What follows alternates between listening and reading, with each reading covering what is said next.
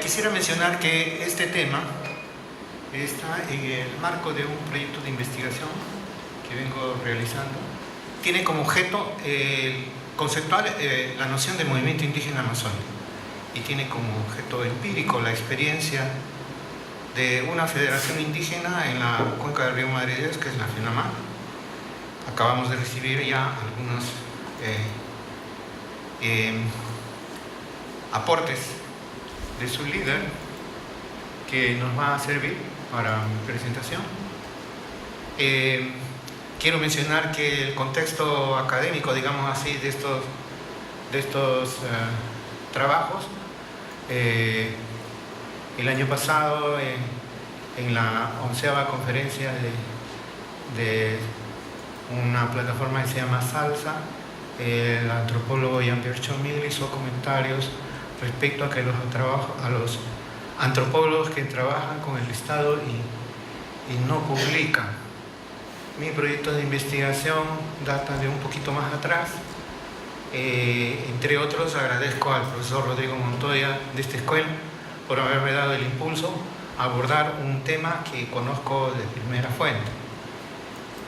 Bien, entonces ahí está el objetivo y las hipótesis de esta investigación. ¿Seguimos? ¿Cómo estamos con los tiempos para controlarme? Yo te aviso, no te preocupes. Ya, gracias. Bueno, como es convencional en una investigación antropológica, la metodología es una observación participante y entrevistas, en este caso a los actores, los mismos líderes y comuneros, miembros de las comunidades, de los consejos directivos de FENAMA. Pero debo explicar que mi vínculo con el objeto de estudio no es un vínculo externo. Estoy implicado con el mismo desde que en el año 1988 Thomas Moore, que está aquí presente, gentilmente me invitó a conocer la experiencia de trabajo de la institución que él dirigía en ese momento, el Centro de Investigación y Promoción Regional. Y desde ese año hasta el 94 hicimos un trabajo como parte del equipo de asesoramiento institucional a la FENAMA. Posteriormente he participado como personal de FENAMA en los años que están indicados ahí, incluso hasta el presente. Recién en los últimos 2 años tengo algunas pequeñas acciones. Entre el año 98 y 2003, más que todo, tuve un intenso trabajo como colaborador voluntario, cuando en el equipo técnico de FENAMA no había un especialista que se ocupara del tema de pueblos indígenas aislados. Y también porque no solamente he trabajado directa o indirectamente con FENAMA, sino con otras instituciones, pero que me han permitido observar el desarrollo, la dinámica de la institución, y también hacer algunas otras acciones relacionadas a asuntos indígenas en otras áreas de la Amazonía. La investigación está enfocada en el periodo de fundación de FENAMA desde 1982 hasta el 2005, al menos eso fue la propuesta inicial que alcancé a la escuela, y aunque en la práctica he estado haciendo la investigación en realidad desde los fines del 2006 a fines del 2018, y estoy considerando temas de allí también. ¿Seguimos? Aquí en esta matriz quiero sintetizar muy brevemente todas las ideas de conceptos que me están ayudando a enfocar el tema. El análisis es detallado, pero debo mencionar que, por ejemplo, los conceptos de líder sirviente vienen de clústeres que analiza cómo en las sociedades indígenas, que ya ayer dije son igualitarias, en este caso los líderes son personas que cumplen un papel facilitador de las relaciones de la aldea con el mundo externo. Son generosos, son buenos oradores, ese es el modelo tradicional. Y entre otros, Andrew Gray en el 2002, basado en Lucy Mayer del año 62, en una experiencia de África, y Thomas Moore, han analizado lo que se llama el gobierno mínimo de las comunidades indígenas, especialmente a partir de la experiencia Aracón, en el sentido de que todo el propósito de la filosofía y práctica política de los indígenas está enfocada a resolver conflictos internos. Y Ese ejercicio político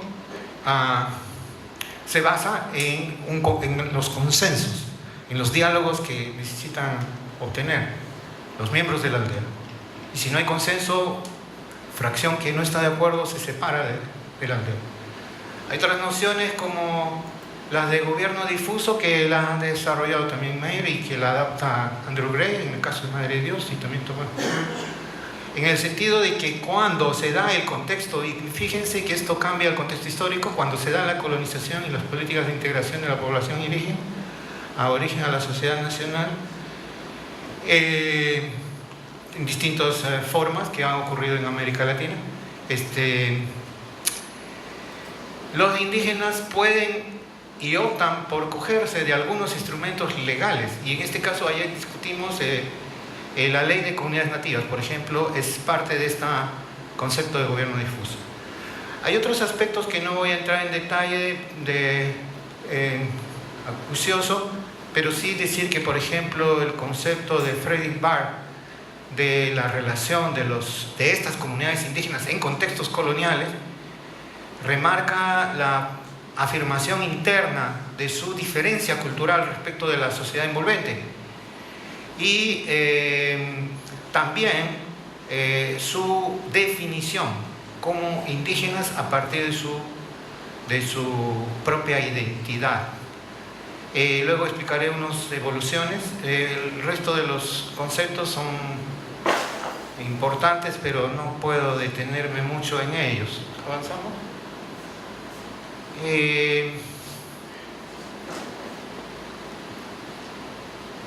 Bien.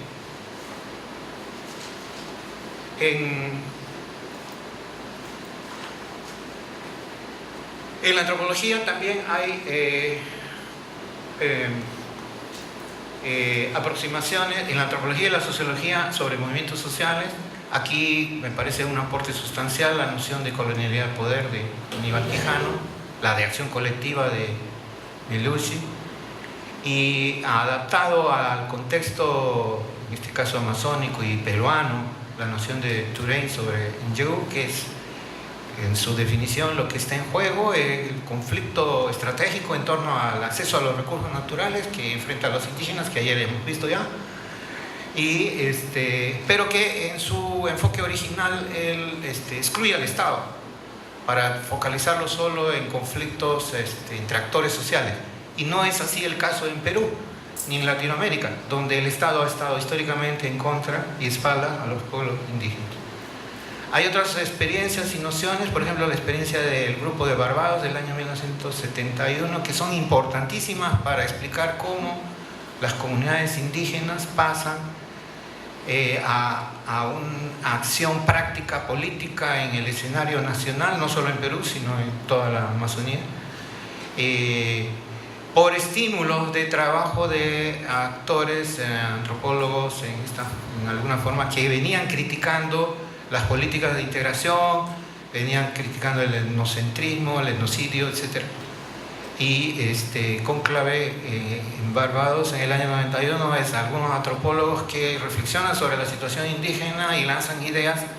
Este proceso se continúa años posteriores, 77, donde ya el debate no es solo entre antropólogos, es con presencia de líderes de organizaciones indígenas, y se va enriqueciendo ese proceso y a ese nivel yo vinculo los procesos políticos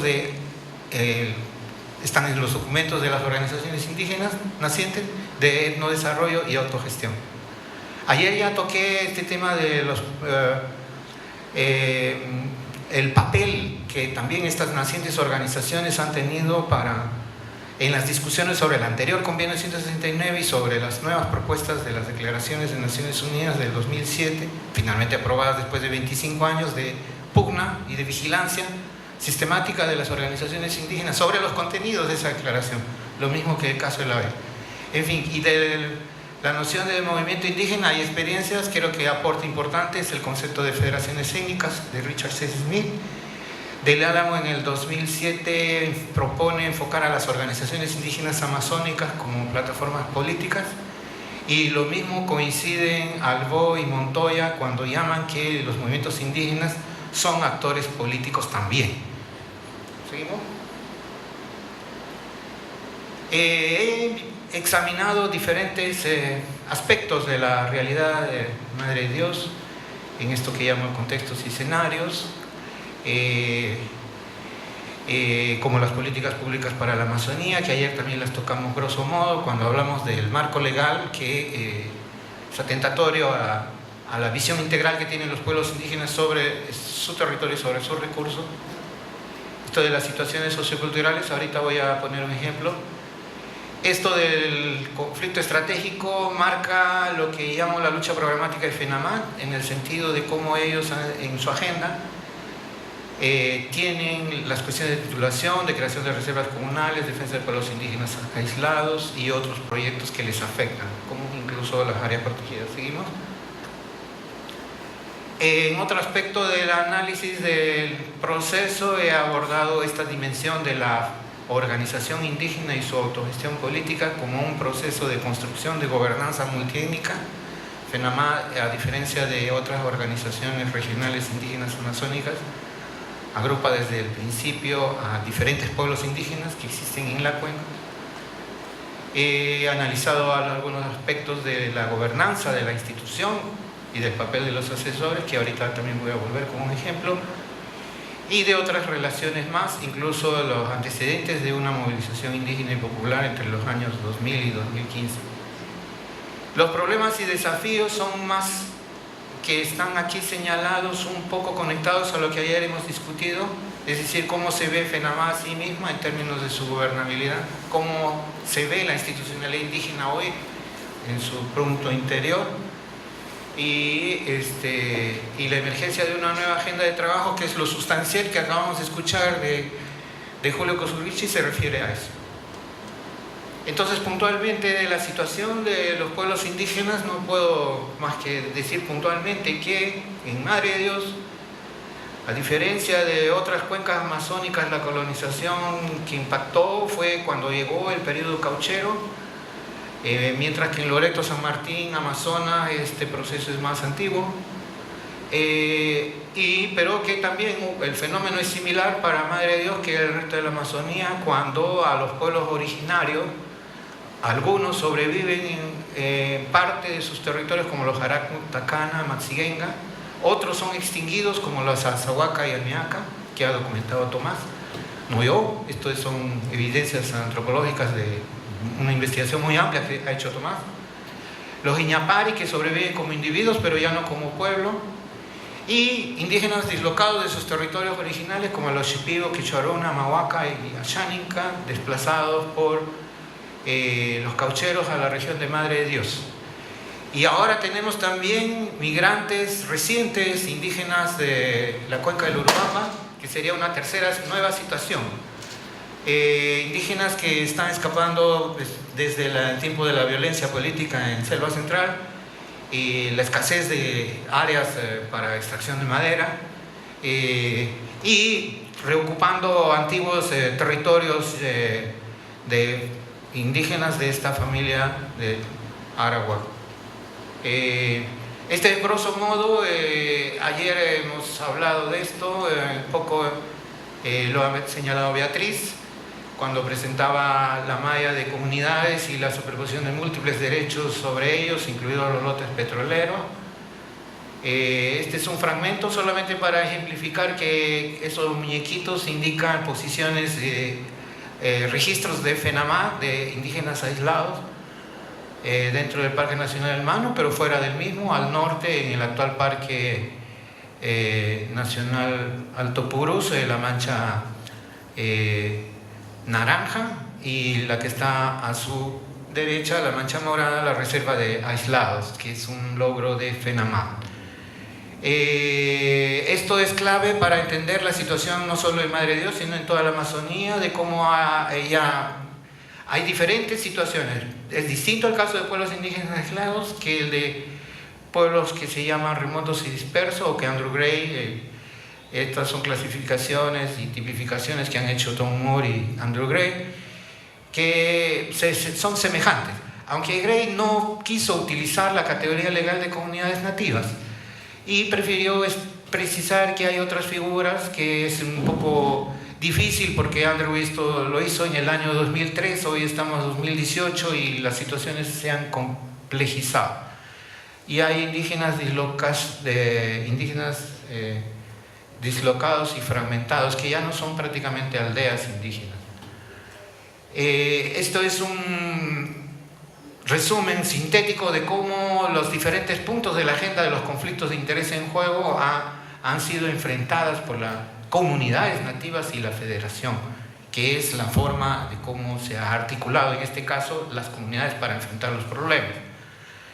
Y entonces están todos los temas alrededor de los territorios, los reconocimientos, titulación, la legislación forestal que ayer hemos tocado, que en el sentido de que hay las áreas tituladas no incluyen las áreas forestales, ya lo discutimos ayer, y no mencionamos, pero el 2008-2009 fue una de las luchas más visibles e importantes del movimiento indígena amazónico en contra de los decretos legislativos alrededor del Tratado de Libre Comercio, por querer extender el mercado de tierras en la Amazonía. Y así hay diferentes temas de la lucha programática de FENAMA, los periodos y los años están ahí señalados. Pasamos al siguiente. No todo el cuadro está completo, a disculpar que hay fechas que no están señaladas. Ayer hemos visto con los aportes de Dani Pinedo y de Beatriz Huertas uno de los mayores conflictos que ha llevado a en algunos casos, mientras los indígenas han logrado defensa exitosa, en el caso de Móvil no ha sido así. Se ha habido una defensa, pero en realidad ha habido un revés, porque la empresa dividió las comunidades, ya lo analizamos ayer, dividió las comunidades y se impuso en la práctica su operación por muchos años. Con otras empresas sí ha habido una defensa exitosa, y esto de la compañía Móvil, por ejemplo, llevó a que FENAMAT obtenga un premio Bartolomé Las Casas por el Estado español a la FENAMAT, ¿no?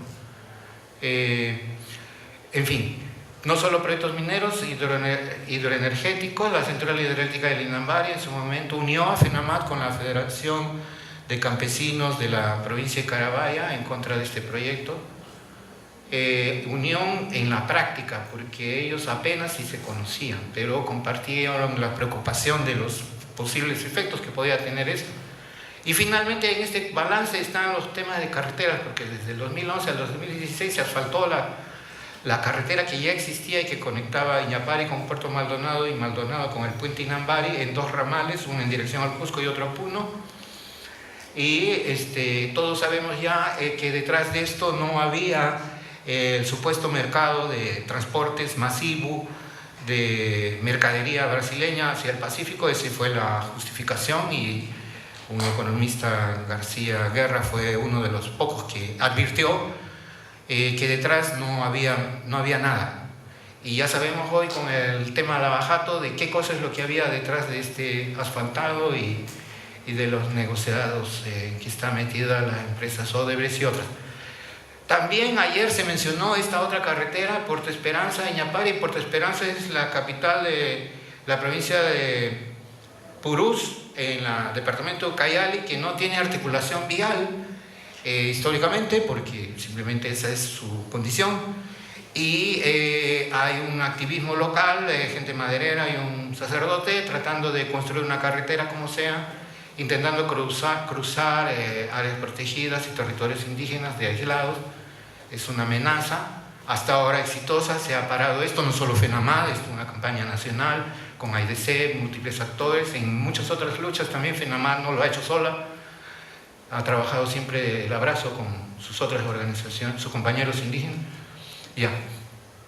En fin, tenemos muchos otros detalles más, pero el tiempo no es el principal tirano aquí. Pero por ejemplo, la información de la superposición de derechos mineros en áreas protegidas. Esta es información del año 86, y aquí es esta información de los últimos años, digamos 2015, y la situación sigue siendo la misma. Los indígenas han luchado persistentemente contra esta situación.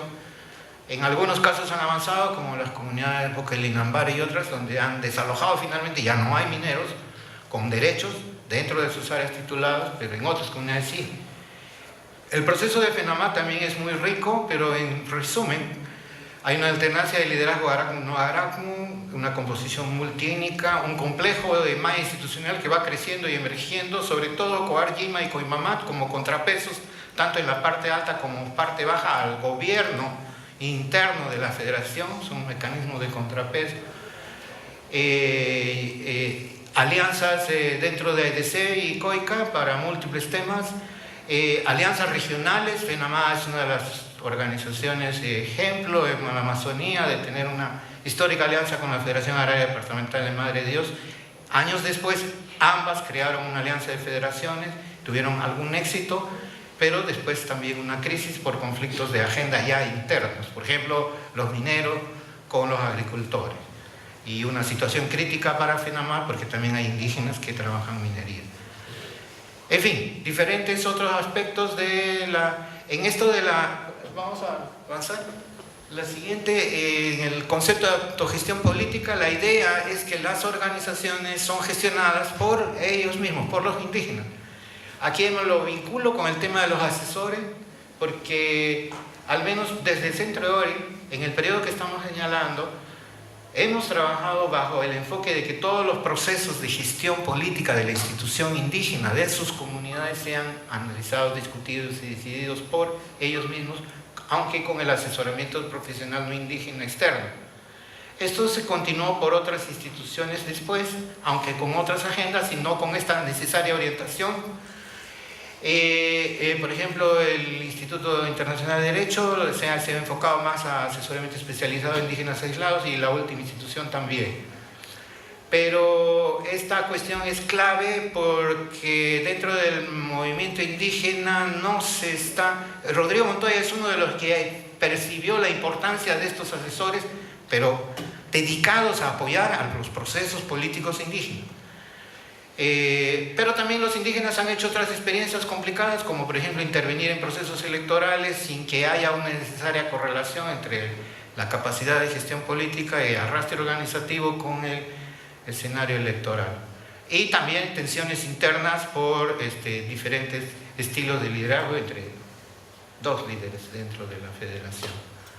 Y la nueva agenda de trabajo que ha expuesto ampliamente Julio, que ya no la voy a repetir, salvo que el tema de la economía indígena es crucial. Los indígenas están en la Amazonía, están como en un gigantesco sumidero desde el punto de vista económico, porque la economía de mercado está cada vez más dominando su propia forma de sobrevivencia y de desplazamiento de sus mecanismos de economía tradicional. Y este es un tema que viene trabajando mucho la Federación. También la parte del autogobierno, y ya lo habló Julio, este tema de reducción de deforestación y degradación, que ellos llaman Red Indígena Amazónica, RIA. Tienen su enfoque. Este tema de naciones étnicas también lo acaban de tocar. Y otros temas más, como el buen vivir, y que ha sido asumido como una visión no solo de los indígenas, es compartida por otras plataformas y foros sociales. Bueno, y todo esto en relación a que desde el principio me planteé una pregunta sobre el concepto de movimiento indígena, que en mi proyecto de investigación está como la acción práctica desplegada e incidencias producidas por las organizaciones representativas que agrupan a varias comunidades indígenas para neutralizar e influir sobre los factores que les amenazan. He encontrado otras dos definiciones en la amplia literatura específicas sobre el movimiento indígena, una de una socióloga boliviana para una experiencia en el río Beni, donde focaliza la articulación en enfrentamiento al Estado, y la del Álamo, que es más compleja porque él plantea analizar varias dimensiones del movimiento indígena, pero a partir de sus organizaciones representativas en diferentes planos. Y como reflexión, digamos que para mí este concepto es un poco más complejo que en el sentido de que especialmente me parece que en la Amazonía hay una peculiaridad por parte de los actores indígenas amazónicos en cuanto se refiere a su origen, de ser de sociedades que la literatura llamó sociedades primitivas, después tribus de los bosques tropicales, después grupos étnicos y finalmente comunidades nativas, pero que la antropología la analizó como sociedades sin clases igualitarios y con las características que ya mencioné de Pierre Clastres y otros. Que este concepto de movimiento indígena no es estático, es un proceso. Ellos, entre otras cosas, han construido la noción de pueblos indígenas para poder tener un elemento común en el cual identificarse entre sí, porque unos eran llanistas, los otros ashánicas, los otros aracos. En Perú y en Brasil, Yanomamis y otros, y así en otros países, y cómo no, en el foro de las Naciones Unidas sobre la Declaración de Pueblos Indígenas, al principio ellos se encuentran y debaten y definen eso, y es uno de los conceptos por el que ahora se aferran. Y mi punto de vista es que hay una peculiaridad del movimiento indígena amazónico, en ese sentido. Si bien comparten cosas comunes con movimientos campesinos como la CCP, CNA y AIDESEP y CONAP, que han convergido en algunas plataformas, por ejemplo, para la reforma constitucional y otras, pero repito, en el origen, en la matriz, está avanzamos el otro cuadro, el elemento clave, ya dije, del autoconcepto de pueblos indígenas y de su condición contemporánea de ser la representación política de sociedades colectivistas, no individualistas, igualitarias en clase social. Esa es una peculiaridad que me parece que es pertinente remarcar y distinguir respecto de otras clases de movimientos indígenas. Y bien, esto no sé, lo dejaría más bien para el debate de la relación entre Estado y movimientos indígenas, que es lo que nos llama aquí a la reunión, que ya no lo detallo porque ya se han mencionado ayer. Y ya. Hay una imagen de la acción de los indígenas Arácuno y toda la federación coaligados en el 2009, el mismo año de la crisis de Bagua, pero esto en salvación, enfrentando a la empresa petrolera móvil, y la experiencia indica que la unidad indígena es algo que conserva esta organización, a diferencia de otras organizaciones amazónicas que han sufrido múltiples divisiones. Gracias. Pueblos indígenas tienen una serie de temas muy importantes, ¿no? Están vinculados al medio ambiente, vinculados a su territorio, vinculados a sus derechos indígenas políticos, etcétera, y culturales, entre otros, ¿no? Y poner en agenda como tema primordial uno de estos temas es bien complicado, porque como también nos comentó Alfredo, al interior de las organizaciones indígenas existe, digamos, algunas veces ciertas diferencias, ¿no? Que en algunos momentos, digamos, hace difícil ponerse de acuerdo con relación a qué temas se tiene que dar prioridad en la agenda del año, ¿no? Bueno, sin embargo, a pesar de todas estas complicaciones internas que tienen las organizaciones indígenas, se ha visto a lo largo del tiempo que han tratado de salvar esta situación y trabajar los temas que en verdad han sido de demanda y prioridad de sus bases, ¿no? Las organizaciones indígenas, en verdad, durante mucho tiempo han suplido el papel que correspondía o corresponde al Estado peruano, ¿no? Durante mucho tiempo las organizaciones han trabajado temas que en verdad deberían haber sido prioridad y deberían de haber sido de, digamos, importancia para el Estado peruano, ¿no? Uno de estos temas, por ejemplo, es el tema de los pueblos indígenas en situación de aislamiento y situación de contacto inicial, ¿no? Como señaló también Julio, habló pues de la situación esta de la carretera que querían construir en la ciudad de Puerto Esperanza a Ucayali, ¿no? La más conocida carretera de Purús, ¿no? Una carretera que a pesar de todas las opiniones que existían, e incluso opiniones de mismos sectores del Estado peruano en contra de esa carretera, porque por un lado violaba la seguridad de un pueblo, de pueblos indígenas en situación de aislamiento, y por otro lado también afectaba el medio ambiente en tanto cruzaban por un parque nacional. Hubo mucha presión para la construcción de esa carretera. Afortunadamente retrocedieron gracias a la presión de las organizaciones indígenas, ¿no? Y ahí es bien importante, se ve cuán importante es el papel que juegan las organizaciones indígenas para hacer que se cumplan los derechos y para que el Estado peruano retroceda a pesar de los intereses políticos, económicos que puedan existir detrás, ¿no?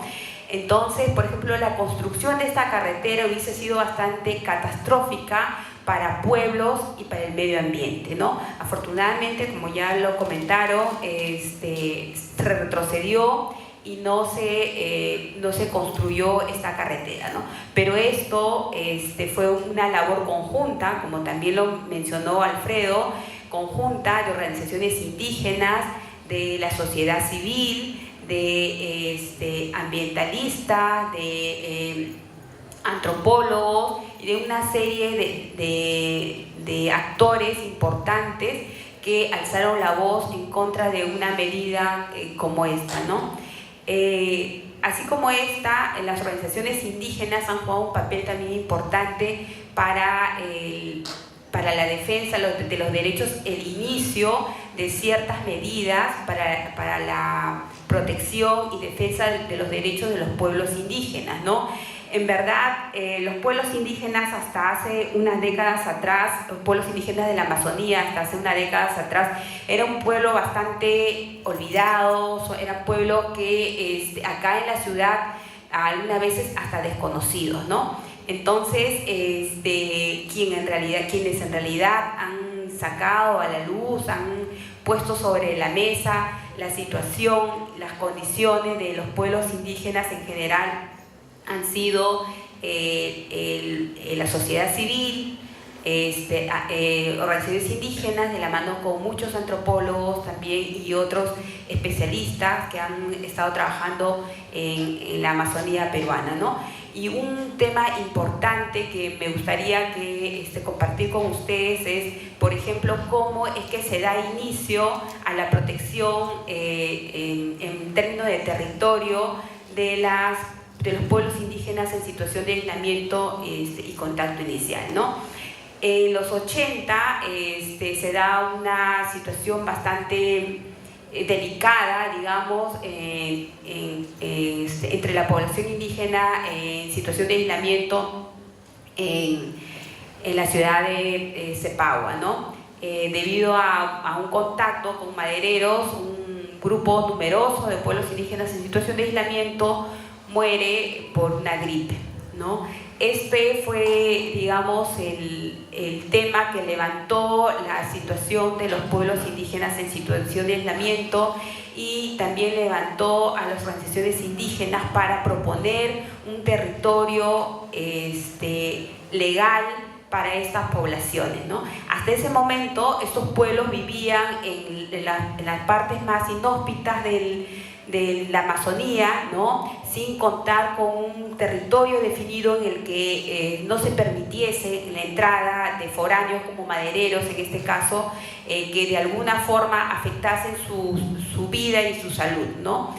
Este hecho, la muerte de cientos de indígenas en aislamiento, provocó la reacción popular, ¿no? Y a partir de ahí es que con la gestión de las organizaciones indígenas es que se logró crear la primera reserva en ese tiempo llamada Reserva Territorial Cuapacori-Nahuananti, ¿no?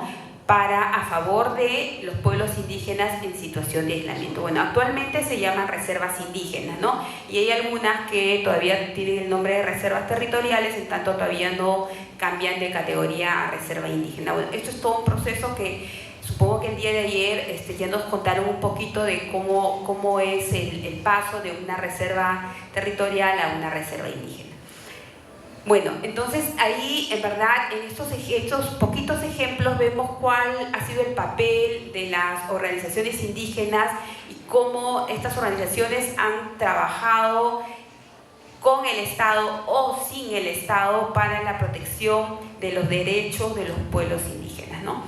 Se ha visto, en muchos casos hemos sido bastante cercanos, digamos, a hechos vinculados a poblaciones indígenas en las que por, digamos, malas decisiones por parte del Estado se ha llegado a enfrentamientos bastante fuertes, ¿no? Como el caso de Bagua, ¿no? Bueno, no se justifica la violencia, pero sí lo que se defiende es la defensa de los derechos de los pueblos, ¿no? Y Bagua fue una reacción bastante fuerte en contra de lo que los pueblos indígenas consideraban una violación a sus derechos, ¿no?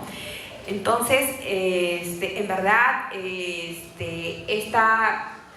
este papel, es el rol que han jugado las organizaciones, ha ido creciendo cada vez más y en los últimos años han ido de la mano un poco más con el Estado, ¿no? Antes las organizaciones indígenas eran bastante ignoradas por los gobiernos de turno, por el Estado, y afortunadamente se puede decir que en los últimos años se ha visto una mayor cercanía, de repente no la conveniente, no la que se espera, pero se ha visto cierta cercanía, como lo dijo Julio Kusurichi en el caso específico de FENAMAT, en el que incluso tiene suscrito un convenio con el caso del Ministerio de Cultura, con el Viceministerio de Interculturalidad, para la protección de los pueblos indígenas en aislamiento de Madre de Dios.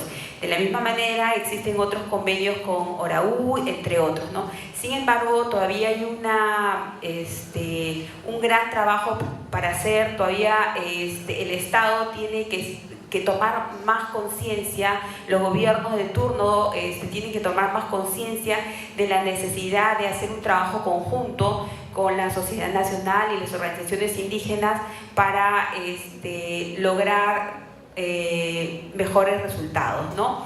Y en verdad cuando el Estado ha firmado estos convenios y ha hecho efectivos estos convenios de trabajo conjunto, se ha visto buenos resultados, ¿no? ¿Por qué? Porque las organizaciones indígenas están ahí en el campo y son los que están directamente vinculados, relacionados, comunicados con las comunidades, con los pueblos indígenas en general, ¿no? Entonces, en verdad, la relación Estado, sociedad civil, organizaciones indígenas es bien importante en todo sentido, ¿no? Bueno, Alfredo nos ha mostrado un proyecto de investigación bastante interesante sobre un análisis a profundidad de una organización indígena, ¿no? Este es el caso del FENAMAT. Bueno, esperamos cuando tenga los resultados finales pueda compartir con nosotros. En verdad, yo creo que esta es una investigación que va a contribuir a entender un poco más cómo está conformada una organización indígena, cuáles son las debilidades, los retos también que puedan tener, también cuáles son la fortaleza que pueda tener esta organización y de qué manera esto se puede, digamos, difundir tomar como ejemplo para otras organizaciones o asociaciones de otras áreas, ¿no? Bueno, nos ha mostrado un poco el avance de su proyecto, nos ha mostrado cuáles son los retos que aún tienen las organizaciones indígenas y que tiene él en su investigación. En verdad, en lo personal me parece bien interesante porque es una investigación que creo va a contribuir bastante con el tema social vinculado a organizaciones en general, ¿no? Aunque él está viendo un poco una organización específica que es FENAMAT, en verdad las organizaciones entre sí no varían mucho, ¿no? FENAMAT, ORAU, entre otras organizaciones tienen una base organizativa bastante similar, ¿no? Entonces esperamos que los resultados que obtenga a partir de su investigación puedan también servir para la mejora las organizaciones, de otras organizaciones además de la FENAMAT, ¿no? Bueno, no sé cómo estamos con el tiempo. Sí, bueno, como le decía, bueno, estamos hablando del tema del Estado y organización indígena, y en verdad a mí me preocupa mucho esta relación, algunas veces distante, entre el Estado y las organizaciones, ¿no?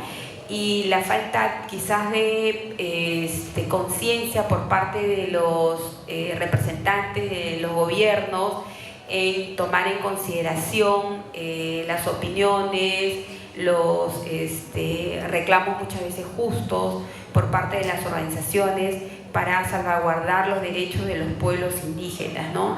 Las organizaciones hemos visto que por décadas han luchado para resguardar y conseguir mayores derechos para los pueblos indígenas en general, para los pueblos indígenas en situación de aislamiento y contacto inicial en particular, y pongo énfasis en estos pueblos en específico, porque a diferencia de los pueblos indígenas de comunidades nativas, los pueblos indígenas en aislamiento y contacto inicial no tienen una voz propia, ¿no?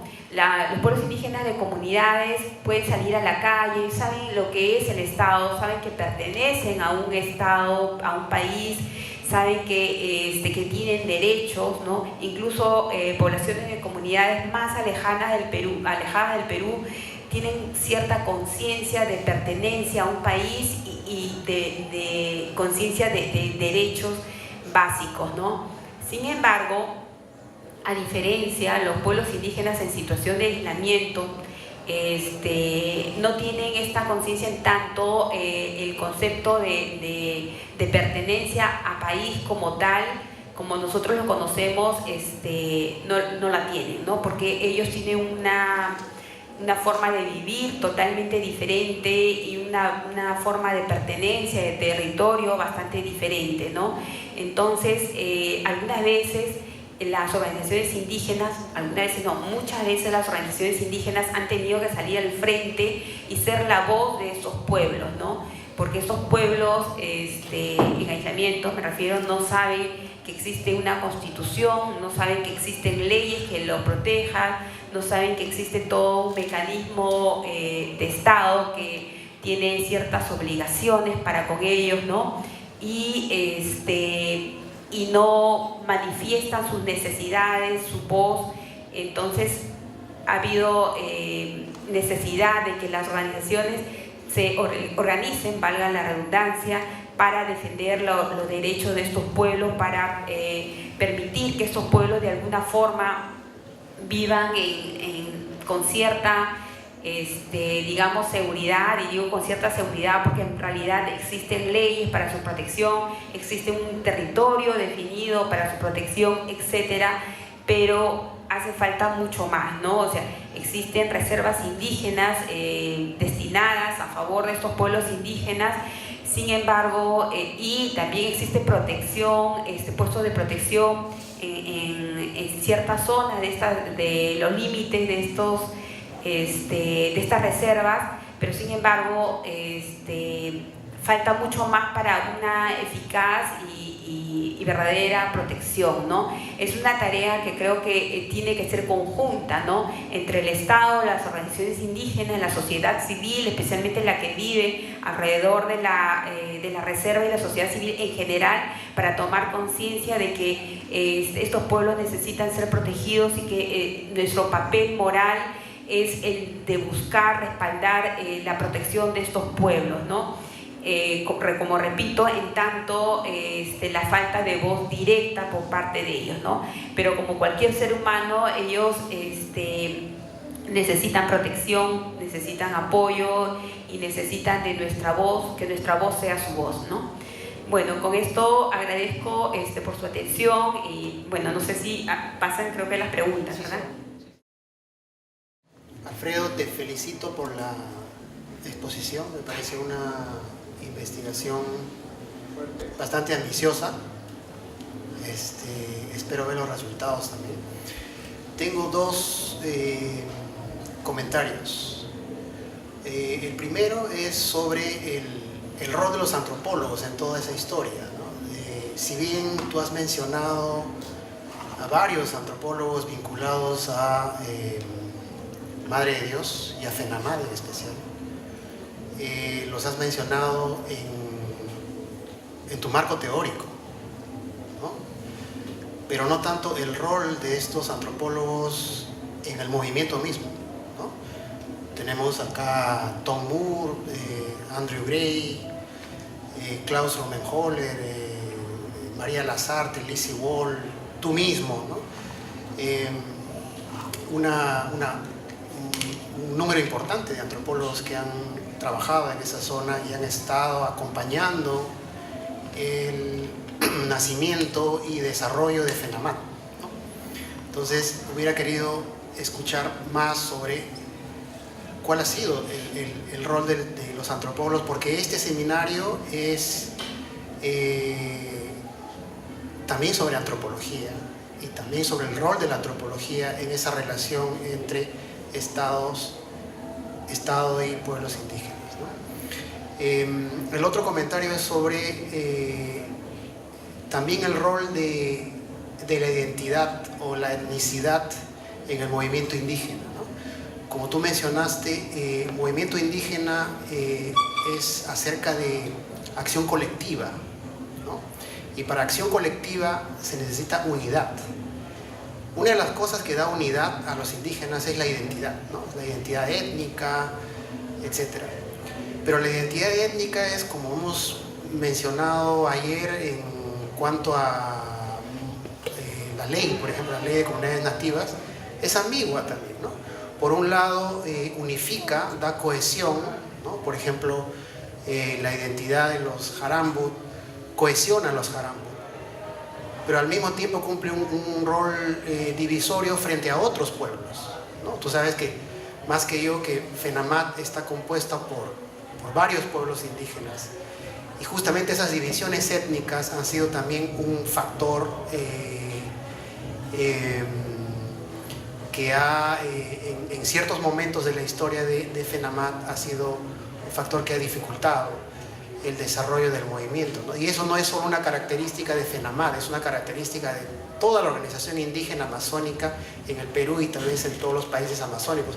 AEDESEP también está constituido por una serie de pueblos indígenas con muchas tensiones y conflictos al interior de la organización, que tienen como base justamente estas divisiones étnicas, ¿no? Bueno, yo quiero un poquito recordar los inicios de FENAMAD que compartimos, algunos que estamos acá, yo, tú, varios más creo por aquí. En todo caso,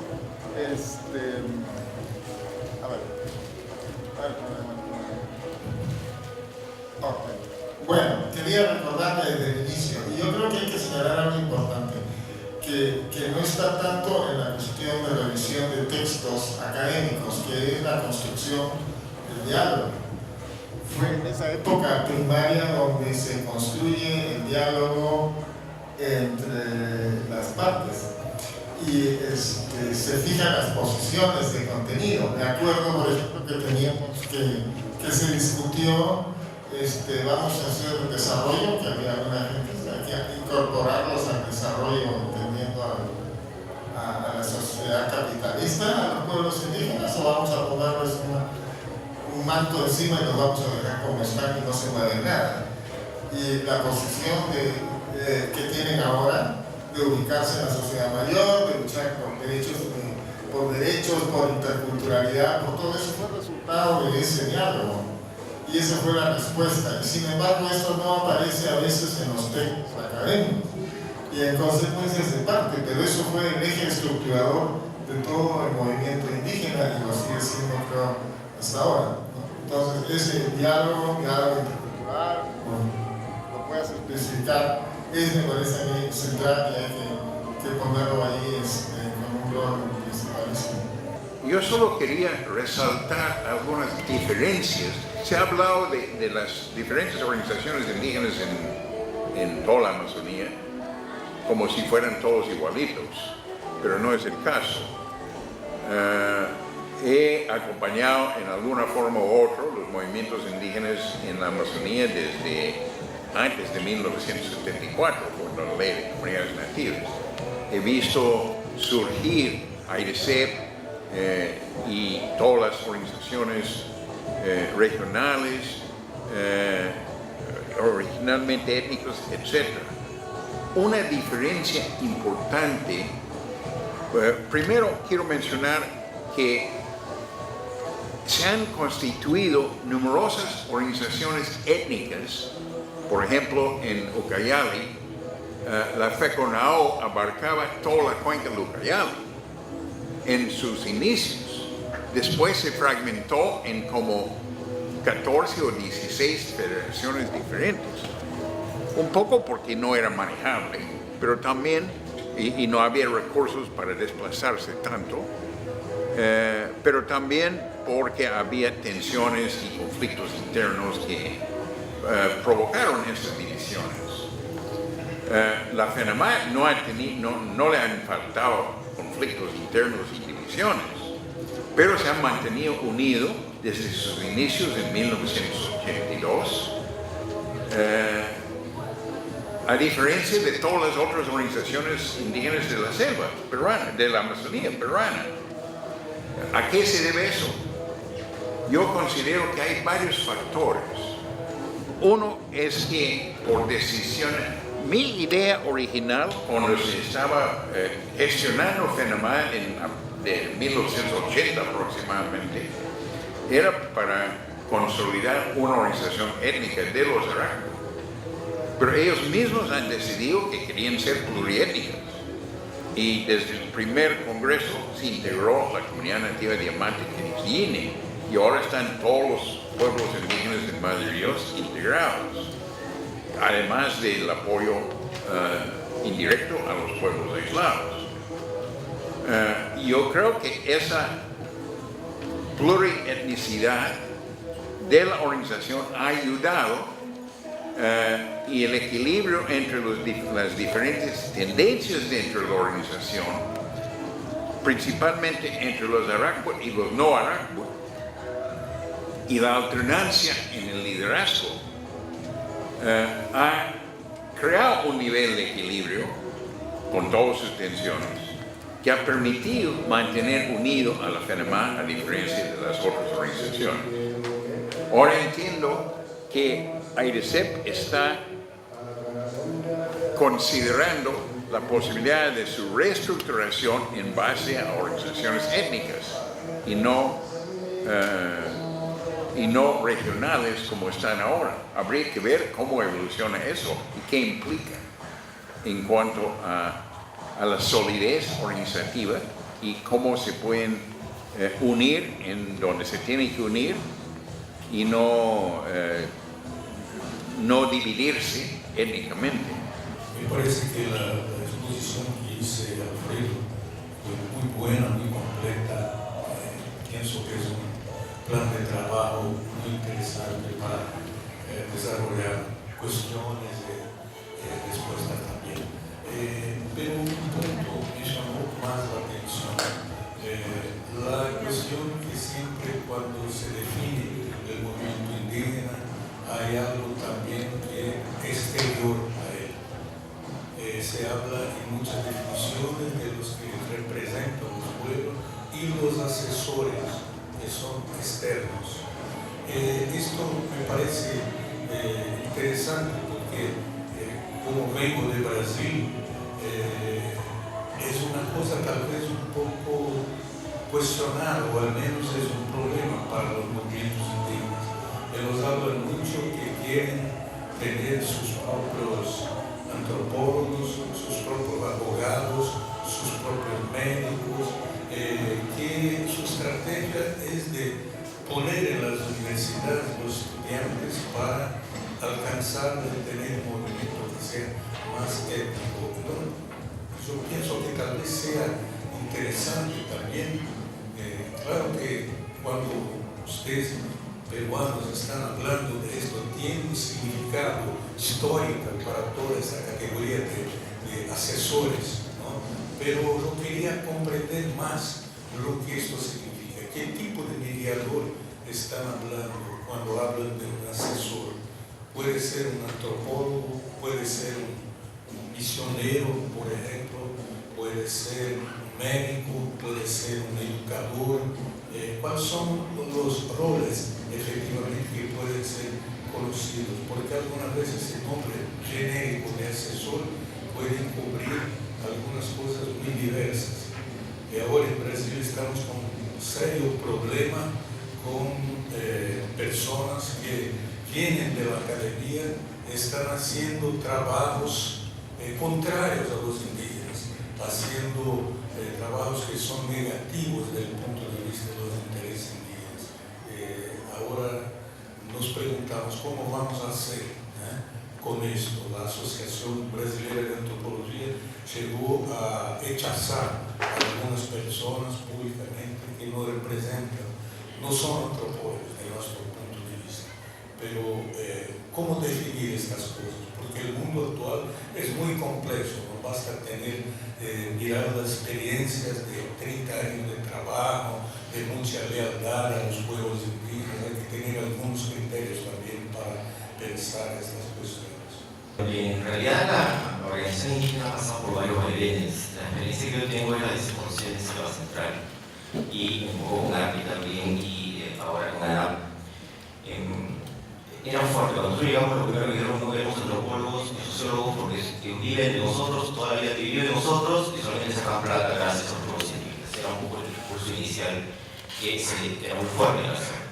Pero lo que es que efectivamente detrás de las organizaciones indígenas siempre estaban las ONGs, la sociedad civil, si se quiere, fortaleciendo el trabajo, unos por un lado de manera mucho más abierta, otros más cerradas. Era un conflicto terrible porque era como que se guetizaban las organizaciones indígenas, mi organización, y no dejaban que otras ONGs entren, otros asesores entren, etc. Digamos, hablando en términos crudos, ¿no? Y no había forma de organizar un trabajo si es que no se coordinaba directamente con el responsable, y entonces había toda una práctica de, si se quiere, asesoría, que en un momento yo siento que se distorsionó desde su idea inicial, ¿no? La idea inicial era fortalecer el trabajo indígena, fortalecer sus prácticas culturales, y eso poco a poco fue cambiando. Después ya entró en la parte más legalista, es decir, los antropólogos, sociólogos entraron ya a mirarse la asesoría por la parte más legalista, los abogados, los derechos, los son así, la norma es así, ¿no? Y muchas veces tampoco daban muchas soluciones a los problemas que ellos tenían en términos territoriales, ¿no? Los llevaban a un proceso judicial que podía demorar 15, 10, 20 años, y el proceso seguía eternamente, etc. Entonces, hay, digamos, varios niveles que no sé si han logrado mirar ustedes en esta experiencia y en esta historia, digamos, del movimiento indígena desde que se inicia hasta ahora. Por otro lado, sí, de hecho, hay instituciones que están cumpliendo un rol que no necesariamente tiene que ver con los pueblos indígenas. Hace unos años en Urubamba participé en el primer Congreso Regional de Comaro, y en ese congreso se presentaron por primera vez algo de 10 indígenas que en contacto inicial, que según ellos habían salido y ya no querían ser parte de los grupos de aislamiento y que se estaban incorporando a la comunidad. Entonces, cuando uno escuchaba la traducción de los discursos que daban estos indígenas, era: queremos educación, queremos escuela, queremos salud. Entonces uno puede pensar: ¿es realmente el discurso de los pueblos en aislamiento? O sea, ¿salieron con esa lógica o es que alguien los entrenó en ese asunto? Y el año pasado también escuché dos instituciones que trabajan allá en el tema, en esa zona principal del proceso de Comaro, un antropólogo afirmando que efectivamente los pueblos no contratados necesitan educación, que no se les puede dejar en esas condiciones, que necesitan incorporarse a la sociedad nacional porque en las condiciones en las que están ya están en una situación paupérrima, etc. Entonces, ¿cómo enfrentar estas condiciones, cómo enfrentar estas circunstancias que hacen más difícil cada vez la organización indígena? Pero ¿qué tanto las ONGs, y es importante tomar en cuenta esto, mirarlo, qué tanto las ONGs cumplen un rol de ese tipo, no estructurante, y que justamente permiten que haya continuidad? Ha habido el peso para que haya unidad en una organización a veces es más determinante porque hay un ente externo que le permite tener financiamiento, proyectos, asesorías, movilidad. O sea, son aspectos estructurantes que no se ven, pero que forman parte justamente de estos nudos que permiten que una entidad se mantenga, no, sin dejar de lado que efectivamente hay fuerzas internas desde las comunidades y hay problemas y conflictos a los que uno se enfrenta y que generan justamente unidad. Pero ¿cuánto de esta estructuración, esta gubernamentalidad de las ONGs cumplen un rol? ¿Y cuánto de esa gubernamentalidad, ese rol que tienen, porque a veces tienen un rol sin mirarse a sí mismas, incluso a veces perjudican movimientos sociales porque dan financiamiento sin asesoría, etc. Y al final a veces hasta dividen. Pero ¿cuánto de eso tiene que ver para que se mantenga una unidad o se separe una organización? Me parece clave tomar en cuenta. Bueno, ese es uno. Y lo segundo es el rol del Estado. He escuchado Estado, pero ¿de qué Estado se está hablando? Se habla del aparato del Estado, se habla de una estructura del Estado, se habla de... O sea, hay un Estado alejado, decimos, ¿no? Hay un Estado alejado de las comunidades, etc. Pero hay escuelitas que se han pedido por las comunidades desde que antes que se crearan las federaciones, ¿no? O sea, las comunidades pedían escuelas, se iban y construían su Estado, sin organizaciones, sin federaciones, sin nada, y después han venido las federaciones y después han venido los demás. Entonces, ¿qué tipo de Estado se está hablando? ¿De qué Estado se habla cuando uno se enfrenta o cuando estas organizaciones se enfrentan? ¿Se enfrentan realmente al Estado? ¿Se quieren articular al Estado? ¿Quieren ser Estado? Porque al final, en la presentación hemos escuchado que quieren un ministerio de indígena, ¿no? Entonces, hasta quieren ser Estado. ¿Qué es ser Estado? Por decirlo así, ¿no? Si se enfrentan al Estado, ¿es porque no son Estado o quieren ser? O sea, creo que me parece necesario también, así como se define movimiento, tener de alguna forma una idea de lo que significaría ser Estado. Tal vez puede ser una idea sobre una estructuración de Estado flexible, Estado, no sé, pero creo que falta definir también ese tema. Cuando se dice que, por lo menos en la experiencia que estamos envueltos, la visión que tenemos es la de una relación de trabajo horizontal con los indígenas, bajo un marco de respeto. Hay un problema en el trato a los indígenas.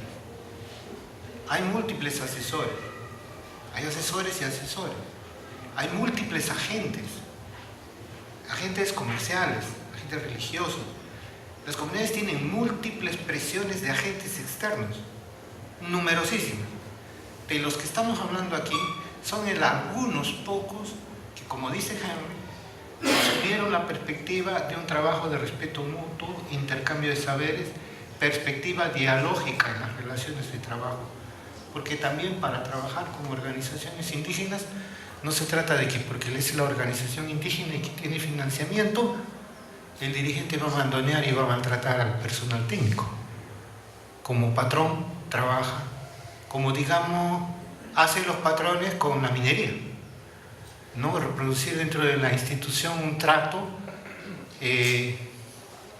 patronal. Y tienen derecho, pero mi perspectiva no es esa. Al menos yo digo cuál es la mía. Siempre hemos procurado fortalecimiento de capacidades en el proceso de trabajo mismo, que sean ellos los que tomen las decisiones. En el asesoramiento hay una relación bien frágil y bien delicada, que es que tú das el consejo, das la sugerencia, pero ellos toman la decisión. Entonces hay que plantearle todas las opciones posibles, todo el abanico de escenarios, para que la decisión sea lo más reflexiva posible. también hemos señalado el problema aquí de las opciones político-partidarias respecto del funcionamiento de la organización indígena, porque muchos actores, asesores, han estado vinculados a plataformas de ONGs y de partidos políticos, y entre otras cosas, la división de AIDESEP y el surgimiento de CONAP como otra plataforma política indígena se debió a ese intervencionismo de algunos asesores interesados en contar con una plataforma institucional que se llame a sí mismo indígena para canalizar fondos de la cooperación, porque estos fondos ya no les llegaban a ellos porque la organización indígena se había puesto de por medio y estaba reclamando que sean ellos los receptores de esos recursos. Sí, hay múltiples problemas y desde el principio los técnicos que más han trabajado con las comunidades indígenas, los que ayudaron a crear las comunidades nativas en los términos de la ley de comunidades nativas, han sido pocos antropólogos, han sido muchísimos funcionarios de reforma agraria del Sistema Nacional de Movilización, SINAMOS, del gobierno militar, que tenían otros criterios, no necesariamente los que estoy señalando aquí, tenían criterios partidarios o de ellos tomar la decisión y que sean los indígenas los que operacionalicen sus decisiones. En ese trabajo yo he enfrentado siempre muchos riesgos, y no lo digo a título personal, sino de mi colectivo Centro-Ori, y hemos tenido problemas, y los voy a mencionar. Por ejemplo, las instituciones donantes no estaban en esos años, estoy hablando de los años 85, ¿no? 88, en la disposición de querer apoyar a la Federación Nativa la creación de su propio aparato administrativo. Consideraba esta institución que, ya que Centro-Ori era la institución asesora, Centro-Ori se ocupe de la administración de los fondos de la organización. Eso acarreó problemas. Años después hubo una crisis y en parte se debió a eso, pero no ha sido responsabilidad solo de mi institución. Ha sido una responsabilidad compartida con las instituciones donantes, y ahí es muy importante lo que ha dicho, no recuerdo, ha habido dos compañeros con sus intervenciones muy buenas, que no conozco lamentablemente sus nombres. Entonces, de ese tipo de problemas está sembrado el camino de las organizaciones indígenas. Y lo que ha querido remarcar Tomás es que nosotros hemos hecho un cierto trabajo, pero como institución hasta cierto momento. Después estamos colaborando mal que bien, a veces sí, a veces no, porque las necesidades laborales nuestras nos llevan por otro rumbo. La organización indígena no tiene necesariamente recursos para pagar los honorarios que uno necesita para sostener a la familia. Entonces, hay conflictos de interés con las agendas que te vas a meter, con quién vas a trabajar. ¿Y cómo va a entrar eso en conflicto con la organización indígena que tú estás apoyando? Se ha presentado esa clase de problemas. Afortunadamente yo escojo mis batallas y escojo en qué y con quién trabajo y para qué. Y que me paguen bien, pero sin conflicto de fondo con los intereses de los indígenas. En fin, es muy difícil, profesor Joan, esto del mediador, del asesor. Múltiples agentes, con todas las intenciones más retorcidas y más tendenciosas, encima de las aldeas, de los dirigentes, de los presidentes, ahora los que se dedican a hacer los famosos planes operativos anuales para la extracción forestal, expertos en alterar los volúmenes de la madera, etc. Múltiples problemas que se enfrentan. Y lógicamente quienes lo enfrentan con más éxito son siempre los indígenas, que son más conscientes y más responsables, porque en el seno de los propios indígenas también hay tendencias que se han aprendido de la sociedad nacional. Esto que hablé del abajato, que a nosotros impacta, también ocurre en el mundo indígena, pero por otras causas, porque no tuvieron programas de capacitación para administrar fondos, porque la agencia donante les dio fondos sin ninguna responsabilidad, porque la agencia trae dinero y regala y da premio al líder sin considerar que en realidad el líder es el representante de la organización indígena y el premio no debe ser para la persona, sino para la organización. En fin, negociaciones de interés movidas por gobiernos, por empresas que en este momento, por ejemplo, no quieren que se modifique el ámbito de la reserva territorial del Estado para indígenas aislados, porque son concesiones madereras donde se ha documentado presencia de indígenas aislados, y CERFOR, principal instancia del sector forestal, miembro de la Comisión Oficial de Reconocimiento para este tema, se opone, y es uno de todas las instituciones públicas y privadas, donde no hay asiento de las organizaciones indígenas. Hay esa clase de problemas, hay toda clase de intereses comerciales, ya el caso de Han y todo eso es más claro, pero hay esa clase de problemas. Lo que ha querido remarcar Tomás, y que yo lamentablemente no he podido destacar, tal vez por la prisa, es que, pero ya lo dijo, yo también lo dije, solo que demasiado rápido, es la condición de que a pesar de todos estos problemas sobreviven en unidad, aunque con conflictos internos, y son conscientes de esos conflictos. Pero los están manejando al interior, ¿ya? Espero que pueda este aprendizaje, por ejemplo, esta alianza con los campesinos es también una novedad para otras regiones de la Amazonía que siempre han estado enfrentados. Allí no, desde el principio se ha procurado un diálogo y una negociación directa y soluciones a posibles problemas, en fin. Es decir, hay múltiples aristas en esto, pero sí hay mucho que investigar, y dije yo muy brevemente que Rodrigo Montoya sí ha sido una persona que ha visitado el trabajo de FENAMA, visitó y revisó nuestro trabajo, hizo un informe a la institución Oxfam, la financiera de FENAMA y Centriori, y también en su balance de la crisis de Bagua,